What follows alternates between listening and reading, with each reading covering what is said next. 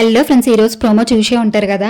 ఇంకా ఈరోజు అప్డేట్స్కి వస్తే ఏంటంటే రాము సెల్ఫ్ ఎలిమినేట్ చేసుకుంటాడంట.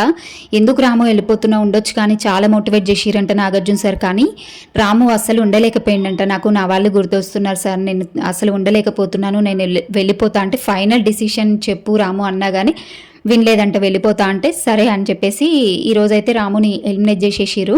ఇంకా రేపు ఎలిమినేషన్ ఉంటుందా లేదా అయితే మనం చెప్పలేము.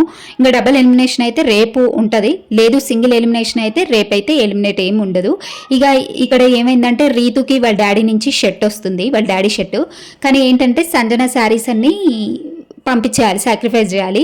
ఇక మరి చేస్తుందో లేదో సంజన చూడాలి. ఇక సుమన్ శెట్టికి అయితేనేమో మంచిగా 100% ఓటింగ్ అయితే వేశారు ఆడియన్స్, బాగుంది ఆట అని.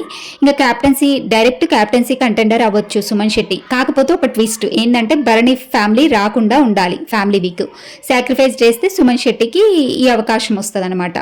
ఇంకా తనుజకేమో వాళ్ళ సిస్టర్ది 1 వీక్లో మ్యారేజ్ ఉందంట. ఇంకా దాని గురించి చెప్తూ ఉంటారు. అయితే తనుజ కోసం అంట ముద్దమందారం సీరియల్లో పవన్ ఉన్నాడు కదా, అతనైతే ఫ్యామిలీ వీక్లో రాబోతున్నాడంట తనుజ కోసం. ఇక నెక్స్ట్ వచ్చేసి ఇమాన్యుయల్కి వాళ్ళ గర్ల్ ఫ్రెండ్ నుంచి ఆడియో మెసేజ్ అయితే వస్తుంది. కాకపోతే ఏంటంటే గౌరవ్కున్న పవర్ ఉంది కదా, ఆ పవర్ని ఇచ్చేస్తే సాక్రిఫైస్ చేసేస్తే ఇమాన్యుయల్కి ఆడియో మెసేజ్ వస్తుంది.